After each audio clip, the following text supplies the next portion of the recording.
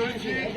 যারা এখানে এসেছেন সকলকে সুকান্ত ভট্টাচার্য জন্ম শতবর্ষ কমিটির পক্ষ থেকে উদ্বোধন। সুকান্ত ভট্টাচার্য, কবি সুকান্ত ভট্টাচার্য। আমরা বাংলায় একসাথে উচ্চারণ করি রবীন্দ্র নজরুল সুকান্ত জীবনানন্দ। সেই সুকান্ত ভট্টাচার্যের জন্ম শতবর্ষের শোভাযাত্রা, তার 100 বছর পূর্তি হচ্ছে।